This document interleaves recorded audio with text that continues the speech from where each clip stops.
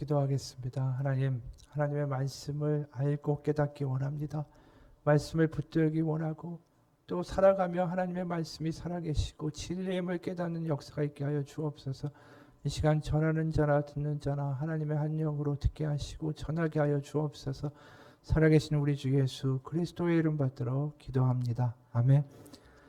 새 기업으로 살아가라 라는 제목으로 같이 말씀 나누겠습니다. 어느 부부가 백화점에 갈 때마다 항상 손을 꼭 붙잡고 다녔습니다. 가게 주인이 보다가 너무 부러운 거예요. 그래가지고 물었습니다. 두 분은 얼마나 금슬이 좋길래 이렇게 항상 손을 잡고 다니세요? 그러니까 남편이 한숨을 쉬면서 얘기했습니다. 아내의 충동 구매를 막을 방법이 이것밖에 없습니다. 여러분, 보이는 것과 실체는 다를 때가 많이 있습니다.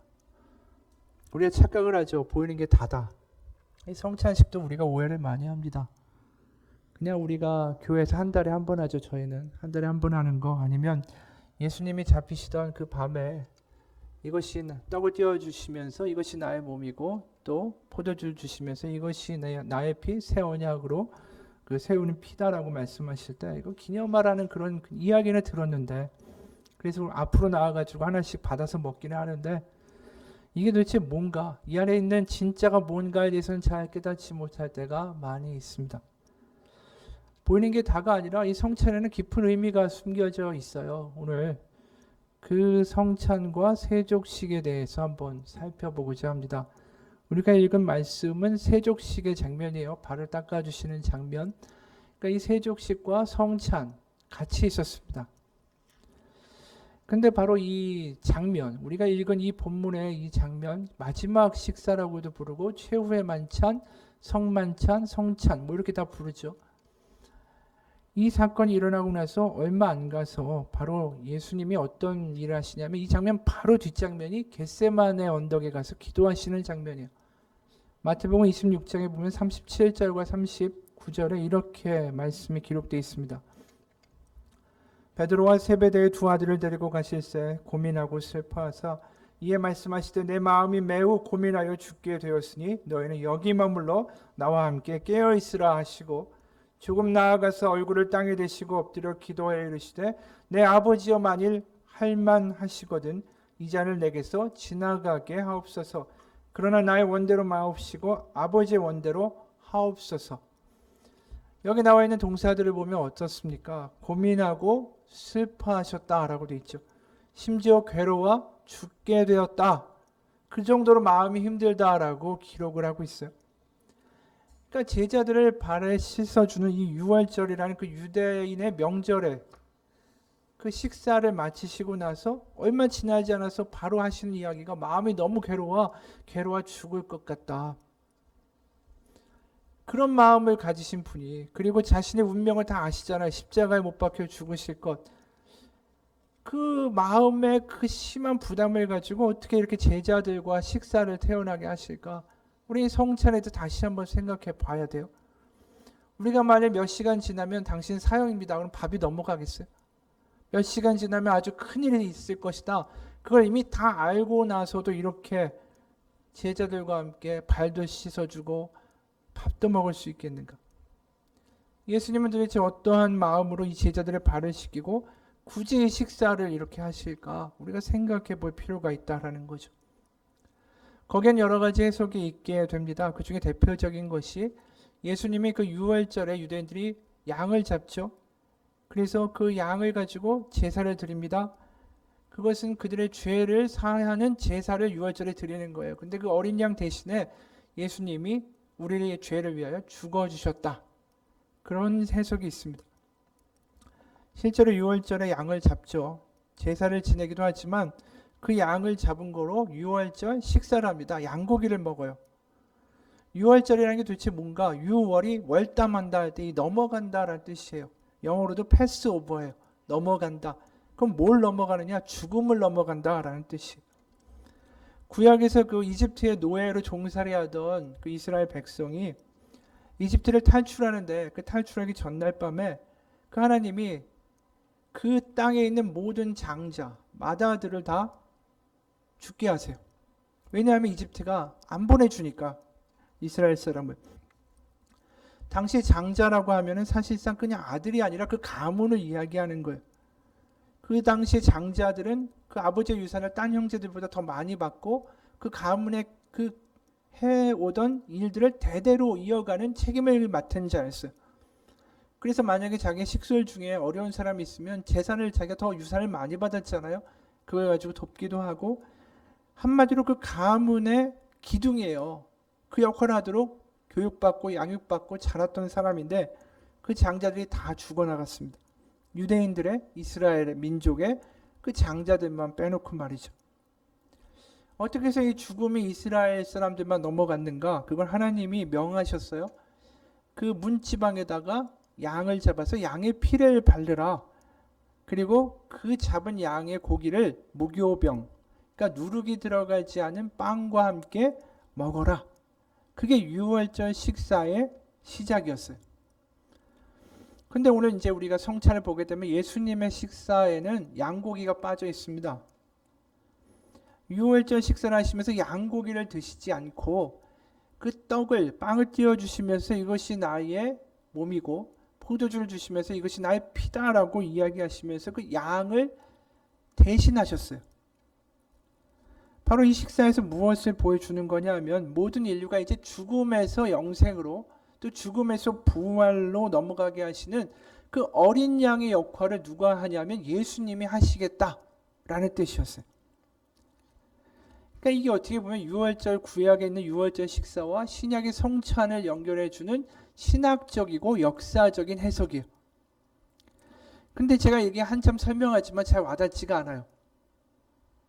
왜냐하면 이게 몇천 년 전에 일어난 일이고 우리가 유대인들이 아니기 때문에 유월절을 잘 모르죠. 그러니까 잘 와닿지가 않습니다. 근데 오늘 이런 역사적 신학적인 차원보다 다른 차원의 이야기를 좀 해보고 싶어요. 오늘 이 세족식과 성찬을 맞이하는 제자들의 마음이 어땠을까 한번 상상해 봅시다. 우리가 읽은 것처럼 그들이 당황해요. 아니 어떻게 발을 씻기십니까? 시몬이 그렇게 얘기하고 내 발을 절대로 씻기지 못할 것입니다. 아주 단호한 거부를 하죠. 이게 마땅한 반응이에요. 왜냐하면 주님이라고 부르니까. 주는 뭡니까? 주인이고 마스터란 뜻이고 주군이라는 거잖아요. 아니 그분이 무릎을 꿇고 자신들 미천한 우리들의 발을 씻기시다니 어떻게 이럴 수가 있습니까? 이 말이라는 거죠. 실제로 이 성찬 세족식 발을 닦아주는 사건 얼마 전에 예수님이 예루살렘으로 들어오세요. 나귀를 타고 구름 같은 많은 군중들이 모입니다. 환호성을 질러요. 호산나 다윗의 자손이요. 사람들은 이제 다윗의 후손이 와서 로마를 물리치고 그 이스라엘의 영광을 회복해 줄 거라고 믿었고 그를 메시아라고 불렀고 그분이 예수님이다라고 믿어 의심치 않았어요. 그러니까 환호를 하고 환영을 했습니다.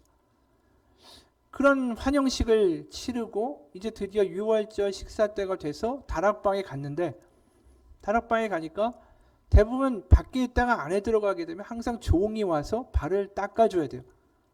근데 종이 없어요. 어떻게 하지 이러고 있는 와중에 갑자기 예수님이 수건을 허리에다가 딱 띄시고 대야를 갖다가 발을 닦아주겠다라고 나서신 거예요. 그게 너무 충격적인 거예요, 제자들이. 왜냐하면 아까 말한 대로 주인과 자기들은 그 수완이에요. 그것도 있지만 이 발을 닦아준다라는 행동은 굉장히 천한 일이었기 때문이에요.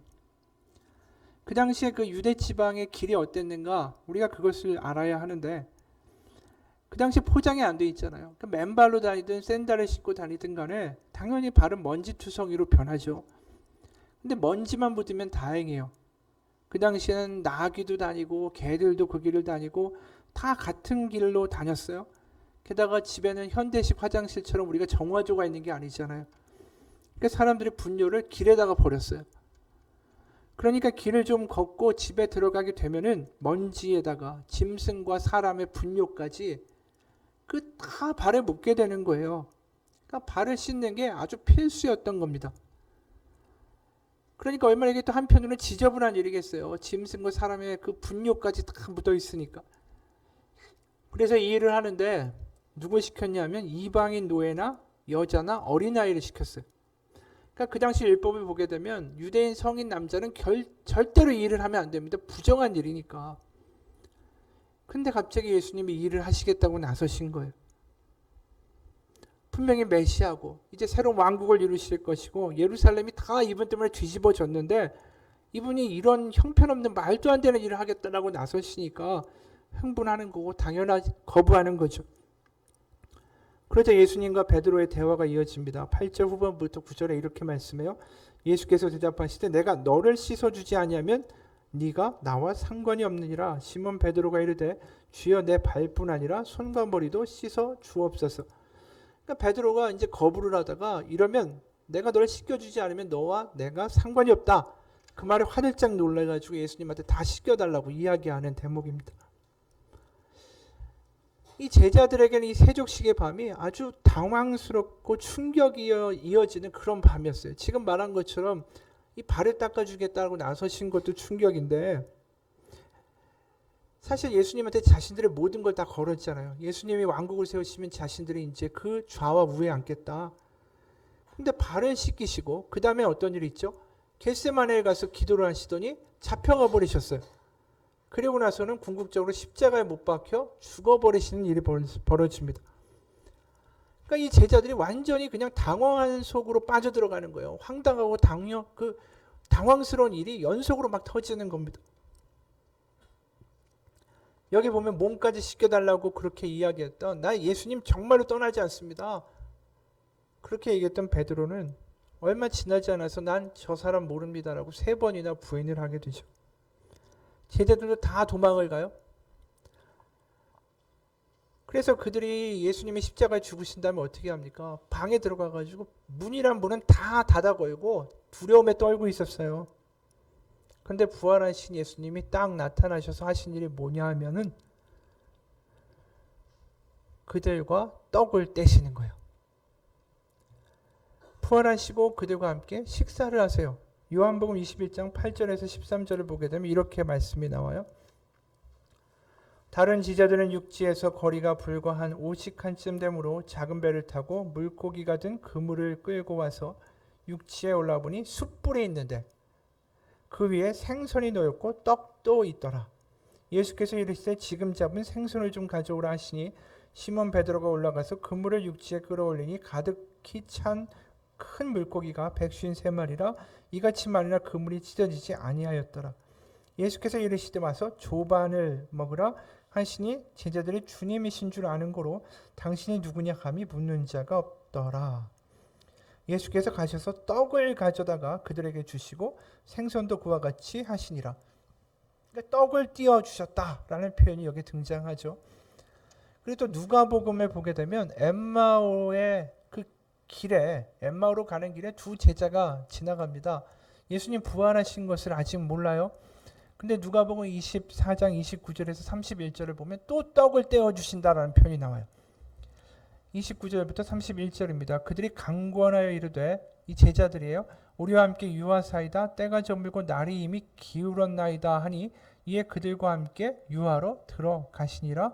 그들과 함께 음식 잡수실 때 떡을 가지사 축사하시고 떼어 그들에게 주시니 그들의 눈이 밝아져 그인 줄 알아보더니 예수는 그들에게 보이지 아니하시는지라.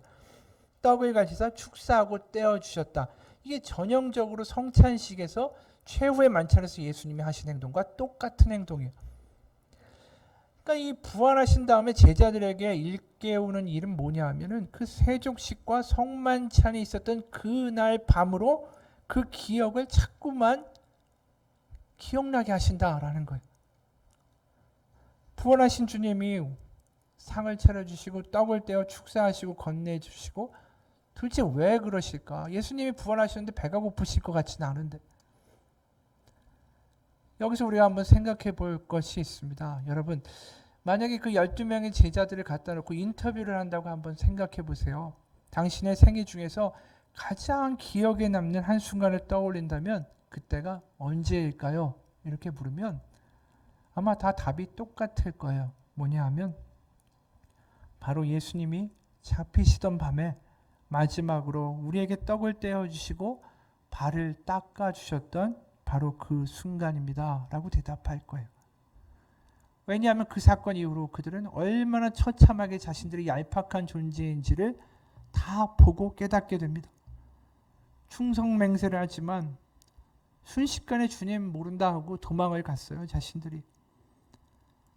그렇게 배신하고 버려버리고 나 저 사람 몰라요라고 할 거 알면서도 예수님이 뭘 하셨냐 하면 그들의 가증스러움에도 불구하고 그들의 발을 닦아주시고 떡을 떼어서 먹이셨어요. 이거 굉장히 허무한 일 아니에요? 다 도망갈 텐데. 게다가 겟세마네에서 정말 마음이 괴로워 죽을 지경인데 그 신음과 고통을 온 힘을 가지고 눌러가면서 이 배신을 할 정말 못난 12명의 제자들의 똥이 묻고 먼지가 묻은 그 발을 닦아주셨어요. 그걸 왜 해야 되냐는 거죠. 그 이유는 하나예요. 바로 성찬과 세족식의 밤에 그 기억이 그들의 마음에 뿌리 깊게 박히기 원하셨기 때문이에요. 사랑받을 만한 가치가 전혀 없는 자신들을 주님이 끝까지 사랑하시고 붙드사 자신들의 발을 씻겨주신 그 세족식과 성찬의 기억이 그들의 마음 가운데 너무나도 깊게 새겨진 거예요. 그래서 오늘 1절을 보게 되면 사도 요한이 이 요한복음을 기록하는데 거기 이렇게 표현합니다. 6월절 전에 예수께서 자기가 세상을 떠나 아버지께로 돌아갈 때가 이른 줄 아시고 세상에 있는 자기 사람들을 사랑하시되 끝까지 사랑하시니라.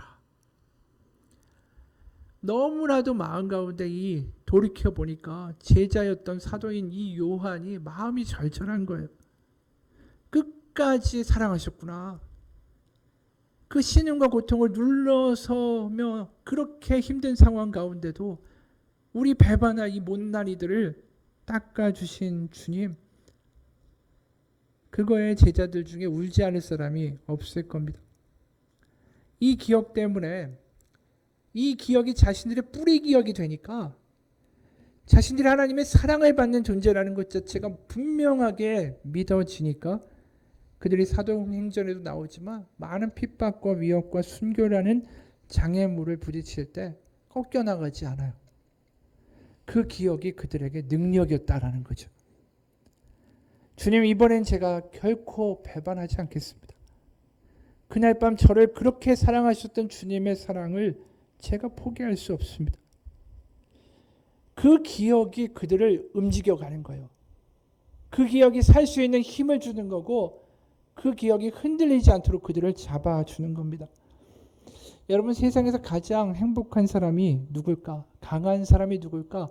그건 자기가 사랑받고 있다는 확실한 기억과 정체성을 가진 사람이에요. 바로 그 강력한 사랑의 기억이 있는 사람이 다시 할 수 있어요. 다시 부딪힐 수 있고 살아갈 힘을 얻을 수 있습니다. 그렇기 때문에 예수님이 부활하시고 나서도 계속 떡을 떼어주세요. 그날을 기억하라. 그날 밤을 기억하라. 너희가 어떤 존재인지 상관없이 내가 너희를 붙들었고 내가 너를 사랑한다. 힘을 내고 다시 가보자. 내 아들아, 내 딸아. 그게 부활하신 다음에 떡을 떼어주신 이유예요. 그 절절한 사랑이 바로 그들을 붙잡고 있다라는 겁니다. 그 기억이 그 사람들을 바꿀 수가 있는 거예요. 교도소를 출소한 어떤 사람이 있었어요. 목사님을 찾아와서 상담을 합니다. 저는 사랑을 지금까지 받아본 적이 단 한 번도 없습니다. 자기가 고아였고 고아원에서 자라가지고 사회생활에 적응을 못하니까 그러다 보니까 범죄를 저질렀다라는 거예요. 그래서 교도소에서 옥살이를 하고 지금 출소하여 나오는 길이라고 털어놓습니다. 목사님한테 하소연합니다. 세상에 사랑이란 건 없습니다. 우리 부모란 사람조차도 나를 낳아서 내다 버렸는데 세상에 사랑이 어디 있습니까? 조용히 듣고 있던 목사님이 말을 합니다. 아니요, 내가 보기에 당신은 남보다 더 사랑을 많이 받았습니다. 다른 사람들은 자기 자식이니까 당연히 사랑하고 젖도 먹이고 기저귀도 갈아주고 하면서 키웠지요. 그런데 당신은 당신 말대로 부모도 없는데 그럼 누가 당신의 기저귀를 갈아채웠습니까? 누가 당신에게 우유병 챙겨서 먹였습니까? 당신 스스로 혼자서 자랐습니까? 보십시오. 당신하고는 아무 상관도 없고 피 한 방울 섞이지 않은 사람이 당신을 사랑해서 먹히고 입혀서 오늘이 있는 것이 아닙니까? 또 당신이 언제 농사한 적이 있습니까? 그런데 지금까지 뭘 먹고 살았습니까? 그러고 보면 당신은 남보다도 사랑을 더 많이 받은 것 아닙니까? 그 말을 듣고 이 사람이 갑자기 펑펑 울기 시작했어요. 그러면서 이렇게 얘기했습니다. 정말 그래요. 제가 자랐던 고아원의 원장님은 장로님이셨는데 참 좋은 분이셨어요. 그리고 그는 원장님께 감사 인사하겠다라고 하면서 그 자리에서 일어섰습니다. 사람이 무엇을 기억하고 사느냐에 따라서 그 사람의 인생이 달라지는 거예요. 사랑받는 기억, 사랑받은 기억, 이 기억이 다시 살게 합니다. 바로 사람도 아니 하나님이, 바로 예수님이 그들을 끝까지 사랑하신 이 기억은 말로 표현할 수 없는 은혜고 감동이죠. 이들이 똑똑하지 못하고 신학적인 것도 모르고 무식하지만 이 제자들이 그 사랑이 가슴에 절절히 기억되는 거예요. 바로 그 사랑의 기억이 자기 안에 불이 박히는 겁니다. 그렇기 때문에 부활하신 주님이 그들에게 떡을 떼어주시고 지금 우리 교회도 왜 성찬합니까? 그것을 기억하기 때문이에요. 우리의 성찬은 다른 게 아니에요. 바로 예수님이 잡히시던 그날 밤으로 다시 돌아가는 거예요. 그 기억으로 돌아가는 겁니다. 바로 그날 밤으로 우리를 초대하시는 거예요. 그렇기 때문에 초대교회는 매 예배마다 다 성찬을 했어요. 다. 그러면서 그날 밤을 기억하고 그날 밤으로 돌아가자는 거죠. 바로 우리가 교회 와서 성찬을 하고 예배를 드리는 건 다른 게 아닙니다. 그날 밤에 그 식탁에 제자들과 같이 우리가 앉는 거예요. 그리고 그곳에서 우리를 사랑하시는 하나님의 기억을 우리가 떠올리고 다시 얻는 것입니다. 여러분, 제가 이 기억이란 이야기를 너무 추상적으로 하는 것인지 모르겠지만 반대로 이 사랑의 기억, 자기 어떤 행복의 기억이 없는 사람들은 굉장히 불행해요. 왜냐하면 불행하거나 열등감이 많은 사람들을 보게 되면, 그리고 자기의 문제에서 헤어나오지 못하고 거기서 맨날 맴도는 사람들에게는 다 과거의 기억의 문제가 있어요. 그걸 누군가는 트라우마라고도 부르죠. 본인이 의도하지 않아도 그 기억이 나를 잡고 끌고 갑니다. 그 기억하고 멀리하고 싶은데 그 기억이 나한테 와서 내 멱살을 잡고 나를 끌고 가요. 그래서 그 기억에서 벗어나지 못하고 그 기억이 나를 자꾸만 구속하게 되죠. 그리고 그 기억을 가지고 지금 벌어지는 일들을 해석하고 받아들이고 그때와 같은 일이 일어나지 않을까라는 불안감으로 살게 돼요. 한 사람의 이야기를 소개합니다. 20살의 청년인데 그는 티 없이 맑아 보입니다. 그런데 누군가 의심하거나 자신을 신뢰하지 못한다고 그러면은 이유 없이 다른 사람들보다 훨씬 더 분노하고 화를 내는 거예요. 그 사람들이 고개를 절레절레 흔들며 그를 떠났습니다. 이유가 뭐냐면 초등학교 시절에 반에 지적 장애인 친구가 있었는데 그 친구가 추행을 당했대요. 선생님이 범인을 찾기 시작했는데 추행을 당한 그 학생한테 반 친구들의 사진을 보여주면서 누가 그랬냐라고 물었어요. 근데 이 지적 장애인 친구가 티 없이 맑아 보이는 그 친구를 지적을 한 겁니다. 선생님은 교실에 감금하고 밤새 집에 못 가게 했어요. 결국 그가 자신이 했다라는 허위 자백을 하게 되죠.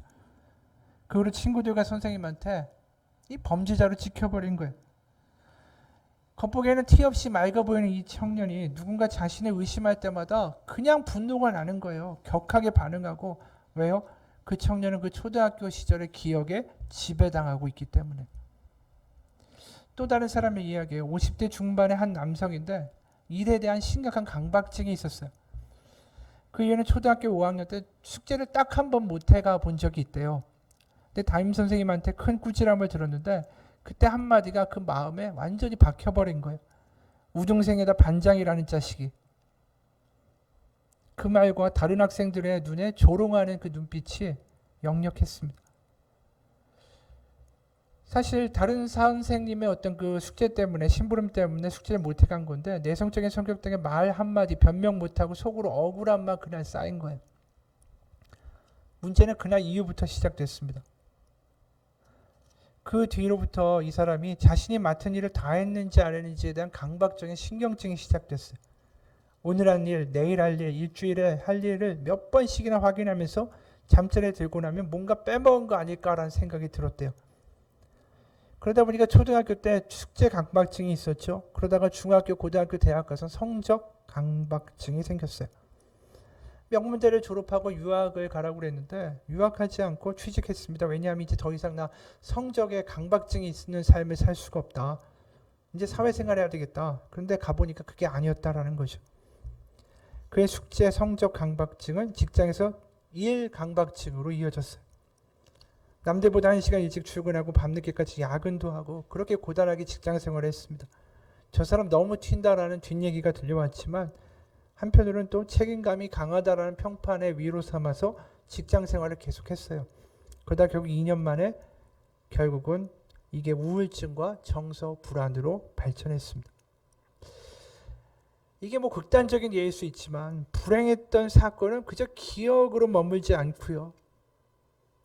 그게 자신의 현재의 삶을 해석하는 프레임이 되고 안경이 되어버려요. 과거에 있던 기억이 현재를 지배하는 일이 벌어진다라는 겁니다.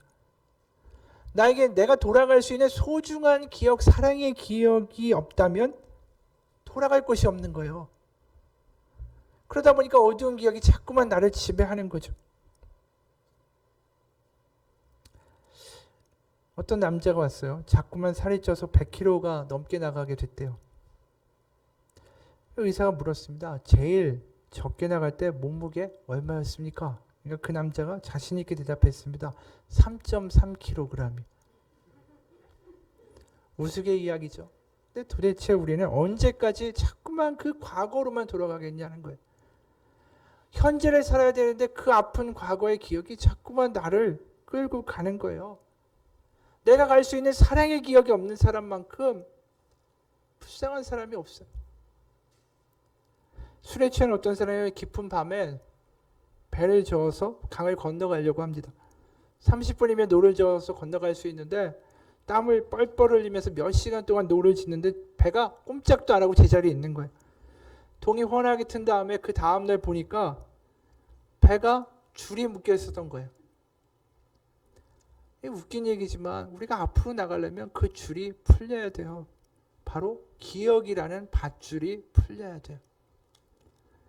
우리가 아픈 기억 대신에 사랑의 기억으로 살 수가 없다면 우리는 그 아픈 기억에 묶여가지고 앞으로 못 나갑니다. 이 아픈 기억에 매여서 잡혀있는 사람들은 잠시 노력하면 부부관계가 좋아질 수도 있고 개선되는 것처럼 보이지만 결국은 다시 제자리로 가는 것을 많이 보게 돼요. 왜냐하면 그 아픈 기억이 여전히 내 안에 뿌리 깊이 박혀서 나를 소유하고 나를 붙잡고 있고 내가 사건을 해석하는 안경으로 순식간에 등장하기 때문입니다. 그래서 현대 사람들이 포로가 아니다, 우린 자연이다 라고 말하지만 사실 우린 다 어느 정도 일정 부분 포로예요. 과거의 기억의 포로. 그 과거의 기억 때문에 상대방이 전혀 날 무시할 의사가 없는데도 과잉으로 흥분하고 열등감에 빠지기도 하고 분노하기도 하고, 왜냐하면 그 기억이 나를 불안하게 하고 나를 감옥에 가두어 버리니까. 그렇게 하루에 우리가 순간순간 진짜 너무나도 여러 번 과거로 돌아가요. 그 과거를 가지고 현재를 해석하는 그러한 일들을 벌인다라는 거죠. 나의 감옥에 스스로 포로가 돼서 잡혀 들어가요. 상처의 시간으로 과거에 당한 그 아픈 경험과 그 시간의 그 기억들로 돌아가고 거기에 스스로 또 갇혀버립니다. 동영상 하나를 볼 텐데 어떤 그 여자분이에요. 그 대학에서 미술 치료를 가르치는 분이라는데 이분이 자신의 과거의 이야기를 간증합니다. 우리 잠깐 같이 보겠습니다. 중학교 1학년 봄방학에 되기 전에 고구마를 심는 날이었는데 마을에 모든 사람들이 다 고구마 밭으로 나가고 저희 어머니께서 점심을 준비하고 이제 뜨거운 국물이 필요하다. 그래서 미역국을 끓이셔서 노란 황금색 바켓에 거의 뭐 가득 담길 정도의 저희 어머니가 일손이 많다고 일하시는 분이 많다고 양을 많이 담으셨어요. 그걸 이제 같이 어머니랑 같이 도와서 그 밭에까지 그 고개 넘어 밭에까지 가져갈 사람이 없다. 그래서 제가 엄마 그 내가 이고 갈게 이렇게 된 거예요. 내가 이렇게 이고 가겠다고. 뜨거운 미역국. 뜨거운 미역국을 그렇게 양이 많은 걸. 그 무거운 걸 머리에 이고요. 네네.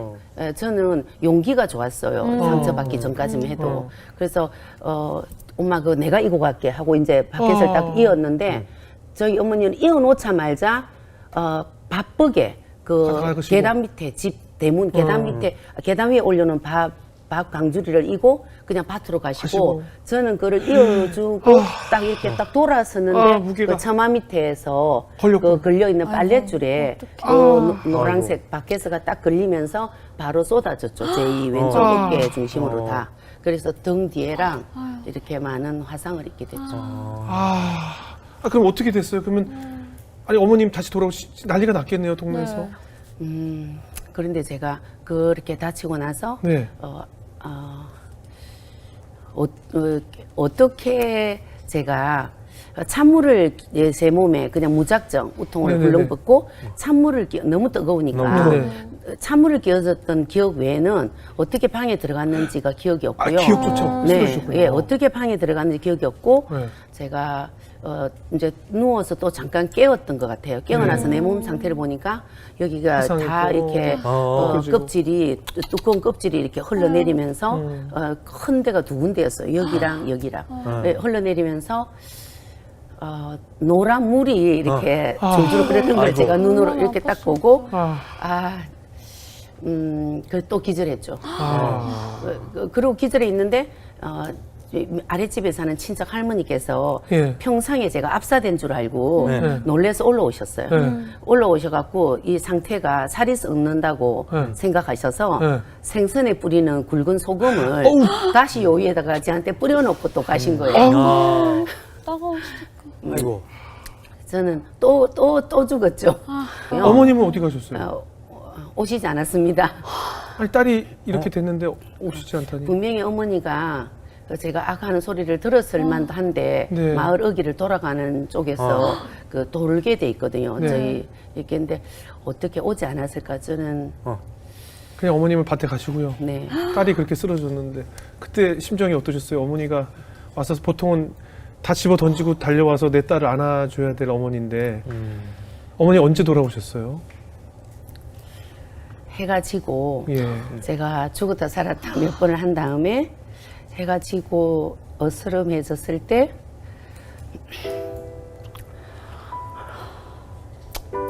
임시 약국이라도 가자 네. 해서 제 초등학교 다니는 그 동창이 있는 집 약국에 저를 데리고 가서 네. 와세린 꺼즈로 일단 몸 전체 상체가 네, 다 네. 여기랑 뒤가 다 이렇게 좀 심하게 화상을 입어가지고 네.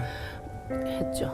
그래서 제가 그때도 이미 13살에서 4살 사이였으니까 그 같은 그 초등학교 이제 중학교 제가 입학할 건데 그렇게 만난 사람들 앞에 보인 게 그때도 좀 수치스러움을 제가 상처를 어쩌면 드러내서. 제일 먼저 느꼈고 네. 어머니에게서 느낀 감정 말해도 돼요. 네네. 쓸모가 없어서 나를 버리셨구나. 저는 제 모든 삶 가운데 네. 제가 하나님을 인격적으로 만나기 전까지의 제 고통의 가장 큰 것은 감정 하나가 버려진 느낌? 네, 그 버려진 느낌 때문에 네. 제가 일어서지도 앉지도 뛰지도 못하는 그런 경계선 성격 장애의 삶을 살지 않았나. 몸의 흉터보다 더 큰 상처가 마음의 병으로 네, 제가. 생겨 보이셨잖아요. 네. 어때요? 그 후에 어머님을 용서하셨나요? 용서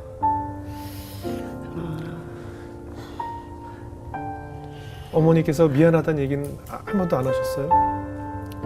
제가 결혼을 2번 실패할 때까지도 어머니는 단 한 번도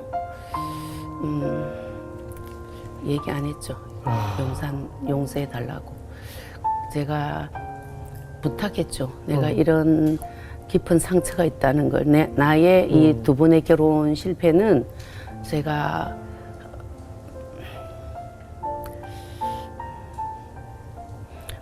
엄마로부터 버려진 그게 너무 크다는 걸 알게 됐다. 그래서 엄마한테 한 번은 용서를 받아야 될 것 같다. 그렇죠. 그래서 미리 동생 가족에게 부탁을 하고 어머니를 모셔서 여기 우통을 어머니한테 보여주셨어요. 이렇게 어깨랑 다 지금도 몸에 그 흔적이 많이 거의 3분의 2는 다 지워졌지만 그래도 여전히 아마, 예. 가장 크게 되었던 네. 바로 쏟아졌던 그곳에는 지금도 손바닥 크기의 있어요. 흉터가 남아 있거든요. 그래서 어머니께 처음 보여주신 네, 거네요. 그것을 40년이 다 돼가는 네. 그때 제가 이 우통을 다 벗어서 보여주면서 어, 엄마 이거 보여? 어, 생각나? 엄마 보기하고 달라. 난 너무 불행하게 살았어. 난 자신이 하나도 없었거든. 그래서 똑똑해지려고 밤낮에 잠도 안 자고 일하고 공부했어. 엄마 나한테 한 번은 용서해야지. 나 사과받고 싶어. 얘기했죠. 어머니가 뭐라고 하시던가요?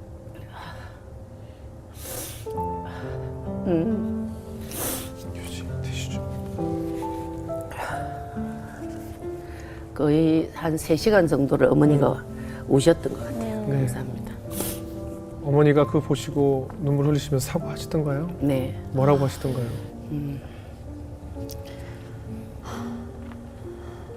할 말이 없다. 미안하다. 이렇게 하시는데 엄마 어떻게 해? 나는 결혼 너무 두려워서 안 하려고 했던 내가 그냥 이렇게 한 번도 아니고 2번 해서 이렇게 실패한 인생이 됐는데 어떻게 한마디로 그렇게 끝낼 수가 있어? 내가 하나님을 믿거든.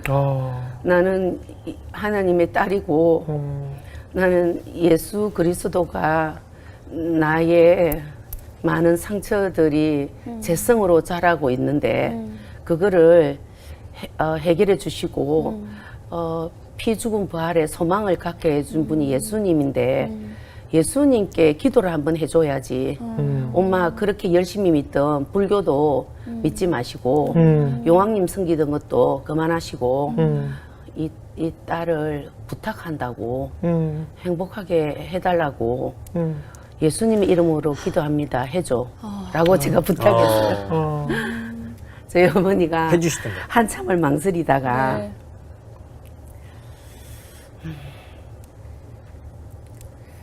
하늘에게 빕니다. 우리 딸을 행복하게 해주세요.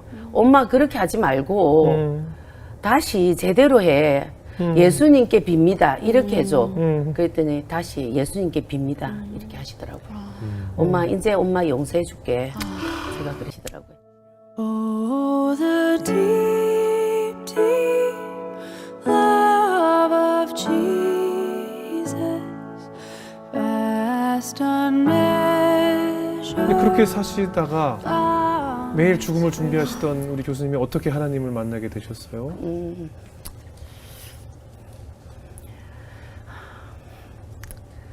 제 아들이 가장 의식이 돼서 네. 참 두려워했던 네. 누가 할까 최고의 말은 2번 이혼입니다. 네. 그 2번 이혼은 세상 사람들에게는 당황스럽고 듣기 힘들고 제 고통이 어땠을까 하는 사람들도 있을 거고 저렇게 멀쩡하게 가면을 쓰고 상담을 하다니 저를 또 외면하고 떠나는 사람들이 있었듯이 그 2번 이혼이 저에게선 치명적인 경험이 됐죠. 네. 그럼에도 불구하고 이 2번 결혼을 통해서 제가 살아야 되겠다는 의지를 가진 건 제 네. 아들을 살리기 위함이었고 제가 생선 가게를 가게 됐습니다. 생선 가게를 왜 예. 가? 집 근처에 예, 새벽마다 그 왜요? 신혼이었는데 네. 생선 가게를 갔죠. 2번째 결혼 생활 하셨어요? 네네. 네네. 왜 생선 가게? 왜냐면 남편이 신혼여행 갔다 오자마자 이걸 먹을 거라고 만들었냐고 하면서 밥상을 나한테 딱 미는 순간 또 뜨거운 물을 가지고 휴지에 물을 붓는 그 쇼크를 또 제가 순간 제가 경험했기 때문에 네. 이 결혼도 실패구나라고는 몰랐고요. 네. 그냥 이 사람도 아니구나. 예, 예, 예. 하고 어떻게든 이 사람에게 이제 아무런 대응을 할 힘이 없으니까 인정받아야겠다. 왜 그러세요라는 말이 안 나오죠. 상처받은 사람들은 네. 이렇게 쇼크가 딱 들어온 순간 네. 이 말문이 막히기 때문에 응대를 못 해요. 그리고 제가 새벽마다 신선한 생선을 사러 간 거예요. 남편 입맛에 좋은 거. 네, 생선을 제일 사주고 구워주는 걸 싶어요. 제일 맛있게 먹으니까 네네네. 내가 하는 요리 중에 제일 통과되는 건 생선밖에 없으니까 예. 내가 생선을 사다가 아침마다 구워줬죠. 출근 전에. 근데 그 생선 가게에서 저 그 남편 그 생선가게에서 남자분 사장님이 항상 내가 멀쩡하게 생긴 여자가 새벽마다 와서 생선을 사가는 게 이상했던지 제가 뭐 하는 사람이냐고 묻더라고요. 그래서 제가 애들을 미술 지도하는 아동미술 선생님이다. 네네. 얘기했더니 내가 선생님 얘기를 우리 아내에게 했다. 그 우리 집사람이 전도사 지금 교육을 받고 있는데 네. 우리 아내가 선생님을 보고 싶어 한다. 그래서 제가 하루 이제 시간을 내서 우리 아이를 데리러 가지 않고 네. 제가 이제 그 생선 생선 가게를 가게로. 갔죠. 가서 얘기를 듣기 위해서 이렇게 앉아 있어요. 그랬더니 그분이 태어나서 처음 보는 여성인데 네. 밤에 늦게 퇴근해서 막 잠을 자야 되는 그 늦은 시각인데 하나님께서 선생님을 위해서 기도를 시키시더라. 한 2시간 정도를 시키신 것 같다. 그런데 얼마나 외롭고 쓸쓸하고 비참한 그런 것을 말없이 참아내고 있는데 그 딸을 살려야 된다. 내가 쓸 데가 있다. 이렇게 얘기를 했다고 제가 들었어요.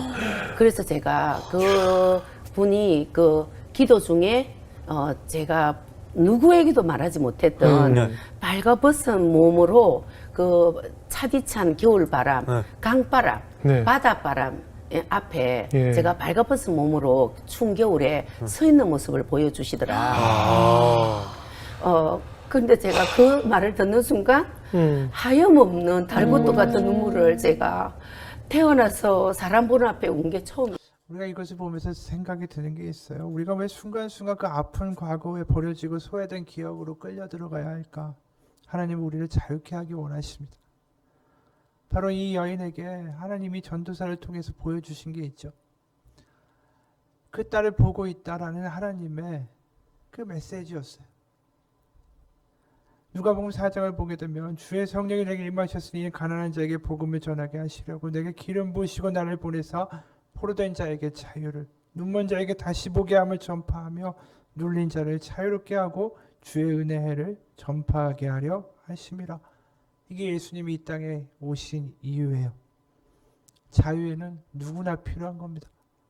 왜냐하면 누구나 다 과거의 기억에 포로로 살기 때문이에요. 그 기억들이 쌓여서 오늘의 내가 됐습니다. 이제 주님은 그 제자들에게도 마찬가지예요. 그들이 어떻게 살았던, 그들이 어떻게 멸시받고 천대받고 버려졌던 그 기억이 아니라 그 안에 사랑의 기억을 새겨주기 원하셨어요.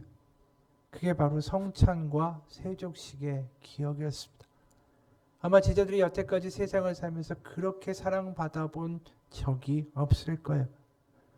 바로 그 기억이 과거의 모든 버려진 기억들, 아픈 기억들을 부수어내고 바로 하나님의 기억으로 그들에게 능력이 되고 힘이 되고 소망이 됩니다.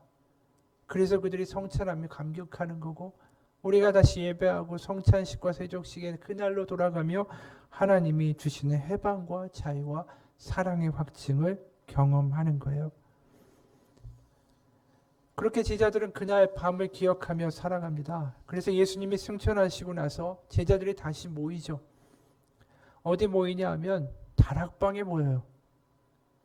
어디냐 하면 바로 세족식과 성찬이 있던 그 다락방. 왜 하고 많은 장소 중에 그 장소에 다시 모였을까?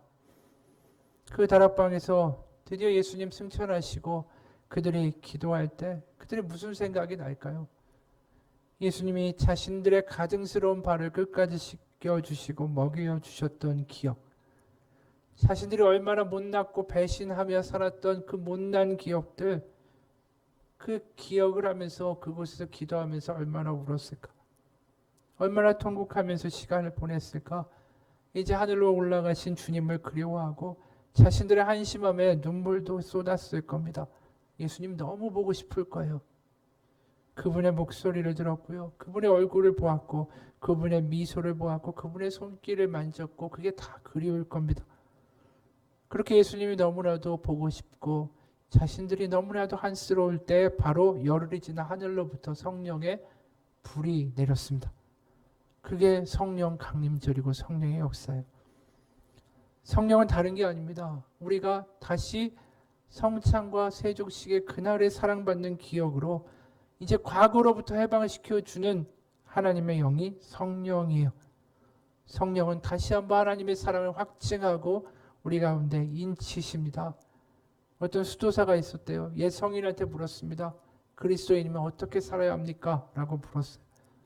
그랬더니 그 성인이 거꾸로 물었습니다. 형제의 소명이 뭐라고 생각합니까? 그러니까 젊은 수도사가 매일 맡겨진 일을 처리하고 책을 옮겨 쓰고 음식을 준비하고 설거지를 하는 것이죠 라고 대답했습니다.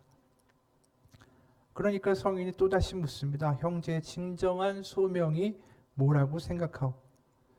그러니까 궁리를 한참 하다가 이 수도사가 대답했어요. 가난한 자를 돌보는 거라고 생각합니다. 그랬더니 성인이 말했습니다. 아니요. 형제의 소명은 형제가 얼마나 많은 사랑을 받고 있는지를 아는 것이요. 스스로가 얼마나 많은 사랑을 받고 있는지를 기억하면 그런 일을 할 수 있는 힘을 허락하시는 분을 위해 살아갈 수 있다오.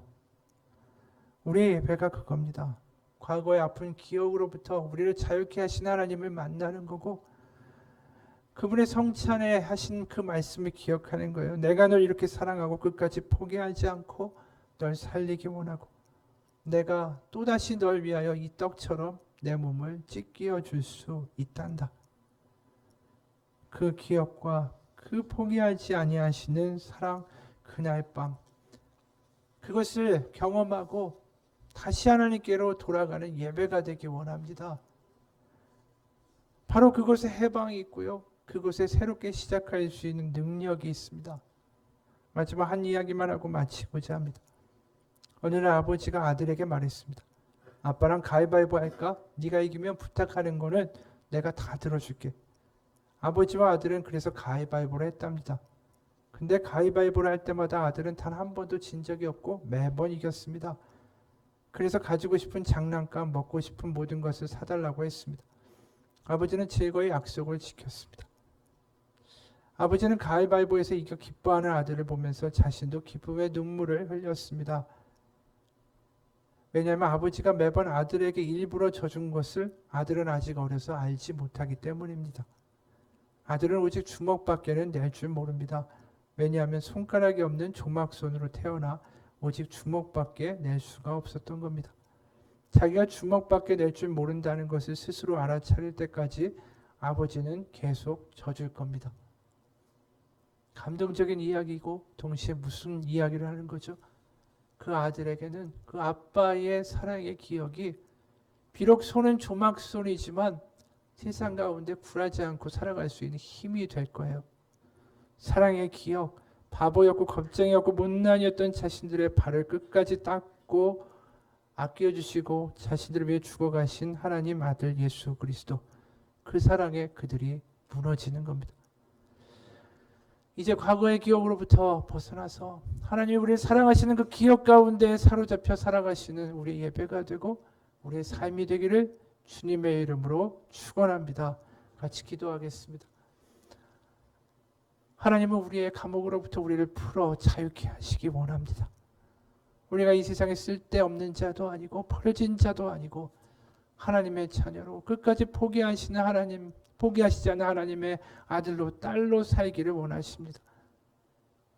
눌린 자, 갇힌 자, 포로된 자를 자유케 하시고 하나님이 우리를 사랑하시는 것을 느끼며 절절히 감격하며 살아가게 하시는 성령님, 이 시간 아버지 앞에 우리의 아픔과 과거의 기억들을 가지고 나아가는 모든 이들 가운데에 성령님이 임하여 주셔서 그 아픈 과거로부터 자유케 하시고 하나님의 사랑을 경험하며 하나님의 살아계심을 깨달아 알게 하여 주옵소서. 살아계신 우리 주 예수 그리스도의 이름 받들어 기도합니다. 아멘.